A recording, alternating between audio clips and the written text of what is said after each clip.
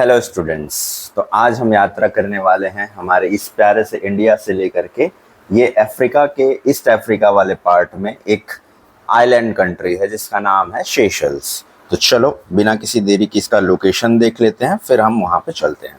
तो ये है हमारा प्यारा सा इंडिया, और इंडिया के साउथ ईस्ट के अगर आप इधर आएंगे तो यहाँ पे आपको मेडागास्कर दिख रहा है, जो कि ये पूरा अफ्रीका कॉन्टिनेंट के ये ईस्ट वर्ल्ड साइड में आपको मिल जाएगा। तो ये मेडागास्कर के नॉर्थ ईस्ट साइड में ये वाला एरिया जहाँ पे अभी कुछ भी नहीं दिख रहा है, सिर्फ वाटर दिख रहा है, तो ये इंडियन ओशियन का ही हिस्सा है। तो यहाँ पर आपको एक छोटा सा कंट्री मिलेगा, जैसे मैं अभी सर्च करता हूँ सेशल्स। तो ये देखो, तो ये कहाँ पे है, वहीं पे गया है ना आखिर में। जैसे मैं जूम आउट करूँ तो आपको कुछ भी नहीं दिख रहा है, लेकिन ये रेड कलर दिख रहा है। तो यहीं पे है हमारा प्यारा सा सेशल्स। ये देखो, अब इसको थोड़ा मैं और जूम आउट करूं तो यहाँ पे लगभग 115 आइलैंड्स हैं। तो ये उसी का क्या बोलना चाहिए, ग्रुप है, आइलैंड ग्रुप है। तो उसमें का एक मेन आइलैंड है। ये देखो बहुत सारे छोटे छोटे आइलैंड दिख रहे हैं, ये एक आइलैंड है, इधर छोटा कहीं पे आइलैंड है। तो सबसे बड़ा आइलैंड ये है जो आपको दिख रहा है, और इसका नाम यहाँ पे लिखा हुआ है माहे। तो ये सबसे बड़ा आइलैंड है माहे, और इसका जो कंट्री वो है, क्या बोलना चाहिए, कैपिटल है, वो है विक्टोरिया। और वो विक्टोरिया आपको मिलेगा यहाँ पे, कहाँ पे मिलेगा, ये नीचे आ जाते हैं थोड़ा सा, ये देखो ये रहा विक्टोरिया। तो ये है इसका कैपिटल। तो मोदी जी अभी अभी यहाँ पे गए थे, और लगभग शायद इनका 50 साल पूरा हो गया है इनके फ्रीडम को, नेशनल फ्रीडम को। तो इसीलिए उसको सेलिब्रेट करने के लिए वहाँ पे गए थे। तो ये सेशल्स की एक यूनिकनेस ये है कि यहाँ का जो बायोडाइवर्सिटी है, फ्लोरा फौना है, काफ़ी यूनिक है। ठीक है, यहाँ पे बहुत सारे जो ह्यूमंस हैं वो बहुत लेट में पहुँचे, तो यहाँ पे जो इवोल्यूशन है, जो डाइवर्सिटी है, वो काफ़ी ज़्यादा यूनिक है। और यहाँ पे जो टॉर्टॉइज है, जो सबसे लंबा उम्र दराज टर्टल है, जिसको मोदी जी ने कुछ खिलाया भी था, शायद फोटो में आप देखे होंगे, तो उसके बारे में हम पढ़ेंगे। और चलो फिर जल्दी से शुरू करते हैं। So Seychelles, a living evolutionary museum, मतलब एक ऐसा म्यूजियम जो अभी जिंदा है, अभी इवॉल्व हो रहा है, ऐसा वाला म्यूजियम। ठीक, तो इसका ज्योग्राफी और लोकेशन तो हमने देख लिया था। ठीक है, तो अप्रोक्सीमेटली ये अगर मैं बात करूं तो ये है आपका, ये एक आइलैंड में से एक है। ऐसा नहीं कि सिर्फ इसी का नाम सेशल्स है, बहुत सारे 115 लगभग आइलैंड्स हैं। यहाँ पे लिखा होगा बड़ा बड़ा, देख सकते हो, 115 islands in the deep blue. ठीक, Seychelles is a highly unique island nation lying in the western reaches of the Indian Ocean. तो इंडियन ओशन के वेस्टर्न साइड में है, just south to the equator. जो हमारा इक्वेटर है, equator line है, उसके जस्ट साउथ में ही आता है। तो ग्लोबल पोजीशन की अगर मैं बात करूं तो इसका जो ग्लोबल पोजीशन है वो आपको कहाँ पे मिलेगा कि अप्रॉक्सीमेटली 1500 किलोमीटर ईस्ट है अफ्रीका का जो मेन लैंड होता है। ठीक है, तो अगर यहाँ पे अफ्रीका का मेन लैंड है तो उससे ईस्ट, जहाँ पे मेडागास्कर था ना, तो यहाँ पे केन्या वगैरह जो एरिया है ना, वहां से आएगा। देखो, north east of Madagascar. The hub of माहे, द विक्टोरिया जो इसका कैपिटल है, रिसाइड्स ऑन द माहे, the largest island and the cultural epicentre. तो जो मेन इसका पॉपुलेशन है, पॉपुलेटेड आइलैंड है, उसका नाम है माहे, और माहे में ही इसका कैपिटल है, जिसका नाम क्या है, विक्टोरिया। स्ट्रेटेजिक आउटपोस्ट क्या क्या है, serve as a critical gateway for the maritime security and trade routes. तो ट्रेड रूट्स है, बीच में वहां से गुजर के जाते हैं, और मैरीटाइम सिक्योरिटी के लिए भी इंपॉर्टेंट है। ठीक, तो इसी तरह से ये क्या है, एक गेटवे है। जैसे यहाँ से जहाज जाते हैं तो लास्ट पॉइंट एक तरह से सोच सकते हो ईस्ट तरफ अफ्रीका का। तो इसके कुछ फिजिकल फीचर्स हैं यूनिक, कि ग्रेनाइट इनर आइलैंड, तो पूरा का पूरा आइलैंड लगभग ग्रेनाइट से बना हुआ है। ठीक है, these are the world's only, इसको थोड़ा सा मैं जूम कर देता हूं ताकि आपको दिखे। These are the world's only oceanic islands composed of the ancient continental granite rock. तो ग्रेनाइट रॉक से मिलकर बना हुआ है, featuring rugged mountainous interior covered in the dense pristine rainforest, they stand dramatically above the ocean। तो ये ocean के ऊपर ऐसे उठे हुए हैं, ग्रेनाइट रॉक्स हैं, तो उसी पर ये पूरा आइलैंड बना हुआ है। जो आउटर आइलैंड बना हुआ है, आउटर आइलैंड क्या बना हुआ है, वो कोरलाइन से, मतलब जो कोरल रीफ होते हैं वैसा। Spatially elevated above the sea level, these are the low-lying coral reefs and the flat sand atolls। Atolls भी वही एक आइलैंड का स्ट्रक्चर होता है। Atolls famous for their extensive coral formations. They are pristine, untamed. Untamed मतलब जिसको अभी पालतू नहीं बनाया गया है, जिसको पेट नहीं किया गया है, ठीक है।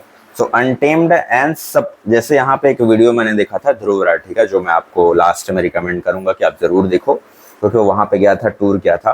तो कुछ ऐसे बर्ड्स हैं, छिपकलियां हैं जो इंसानों से डरती नहीं है, क्योंकि ह्यूमंस वहां पे बहुत लेट में पहुंचे थे, तो उनको ऐसा कुछ डर नहीं है उनसे, तो इसलिए वो बहुत ही फ्रेंडली वहां पे रहते हैं, ठीक। सो अनटेम्ड है and support vast marine habitats, ठीक। तो वहां पे कोरल रीफ्स आपको मिलेंगे, एटॉल्स मिलेंगे, सैंड के, फ्लैट सैंड के एटॉल्स मिलेंगे, ठीक है। तो ये है उसका फिजिकल फीचर। अब उसके फ्लोरा फौना में ये देखो, बड़ा ही कमाल का, ये जो आपको पिक्चर यहाँ पे दिख रहा है ना, ये पिक्चर बेसिकली एक बीज है। This is a seed, largest seed बोल सकते हो। The marvel of coco de mer. Coco de mer ये एक प्लांट का नाम है, उसका बीज है ये। तो दुनिया का सबसे बड़ा बीज बोला जाता है इसको।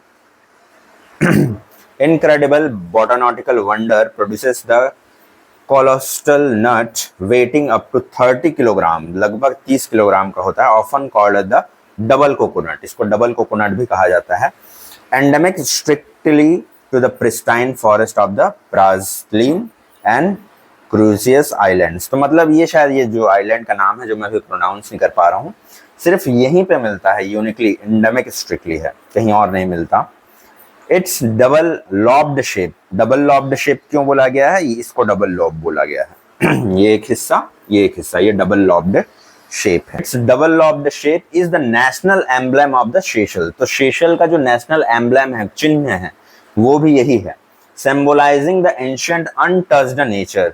तो ये क्या को बताता है कि अनटच्ड नेचर को बताता है, कि जिसको छुआ नहीं गया है, ठीक, जो कि अनडिस्कवर्ड था। तो ये था कोकोडोमेयर का फेमस बीज। ये वीडियो में आपको वहां पे भी मिलेगा, जो मैं ध्रुव राठी वाला लास्ट में भी रिकमेंड करूंगा, जो आप देखिएगा। एंडेमिक जेम्स ऑफ सेशल्स में एक इसका चेहरा का ऊपर वाला हिस्सा कट गया है, तो ये बेसिकली एक तोता है जो कि काले कलर का है।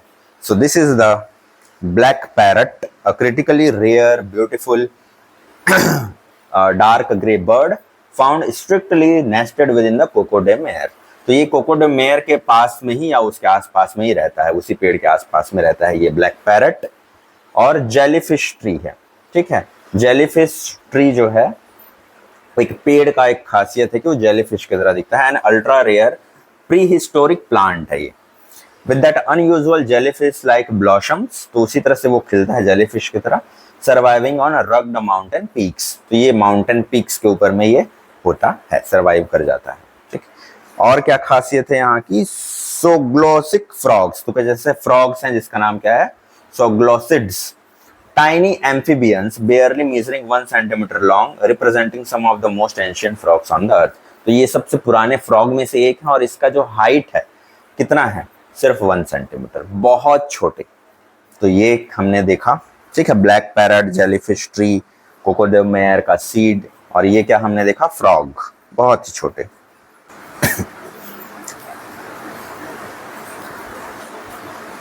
अब मिलिए फेमस एनिमल से।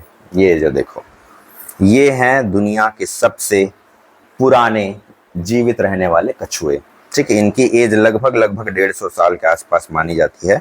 इनका नाम है एल्डाब्रा जायंट टॉर्टोइस, ठीक। तो एल्डाब्रा जायंट टॉर्टोइस मतलब एल्डाब्रा एक जगह का नाम है वहां पे, तो वहां पे लगभग पाए जाते हैं। Seychelles is the home of the world's most resilient living relics of the pre historic age. The giant, ये शब्द बार बार आ रहा है, देखो, प्री हिस्टोरिक एज मतलब ये एक एज, उस एज के कुछ पौधे या जीव जंतु यहाँ पे मिले, जैसा फ्रॉग में भी पढ़ा था हमने। The giant tortoise of the Aldabra, ठीक है। एक्सट्रीम लॉन्गेटिविटी, बहुत ज्यादा एज ये है। Capable of living over 150 to 250 years, 150 से 250 साल ये जी सकते हैं। In the pristine island conditions, अगर आइलैंड की कंडीशन वैसे ही रही इसकी तो, ठीक। फिर दिया है colossal proportions. Adults can weight up to 250 kg and measure up to 1.2 meter in the shell length। तो जो एडल्ट होंगे उनका जो वेट है लगभग 250 किलोग्राम होता है, ठीक है। उनका लेंथ 1.2 मीटर होता है। एल्डाब्रा एटोल, तो एटोल है, जैसे हमने सैंड का पूरा एटोल बना हुआ देखा था, तो वैसे एल्डाब्रा एक एटोल का नाम है। Their primary sanctuary which forms the world's largest population of giant tortoise। तो ये giant tortoise का जो सबसे बड़ा population बनाता है वो यहीं पे है एल्डाब्रा एटोल में। अब इसको यहाँ पे कंपैरिजन किया गया है, देखो कि हम लोग ह्यूमंस बीइंग्स लोग नॉर्मल 70-75 ईयर्स जीते हैं। अफ्रीकन जो एलिफेंट्स होते हैं वो हमसे भी थोड़े से कम 70 ईयर्स जीते हैं। जो ब्लू वेल्स मछलियां होती हैं वो लगभग 90 साल जीती हैं, लेकिन सबसे ज़्यादा जो जीता है वो कौन जीता है, हमारे ये एल्डाब्रा जाइंट टॉर्टोइस जीते हैं लगभग 250 साल या उससे भी ज़्यादा। ठीक, अभी एक रिसेंट में शायद इंडिया में कहीं पे था, ये दिया है एंड एल्डाब्रा टॉर्टोइस यहीं का ही था, एल्डाब्रा का टॉर्टोइस ही था, सेशल्स के एल्डाब्रा का ही टॉर्टोइस था, जिसका नाम था अद्वैत, जिसके जैसा कोई ना हो या जो दो ना हो। सो अद्वैत नाम का था। Lived in the captivity until 2006, 2006 तक था। Reaching an estimated age of 255 years, तो उसकी उम्र लगभग 255 साल थी। They are unmatched champions of the terrestrial longitude. ये कलकत्ता में कहीं पे अलीपुर जू करके कुछ है ना शायद, या वहीं कहीं पे था ऐसा बोल के ये मैं पढ़ा था। ठीक, चलो अब फाइनली देखते हैं Aldabra atoll which is a protected sanctuary, जिसके बारे में अभी तक इतना बात कर चुके।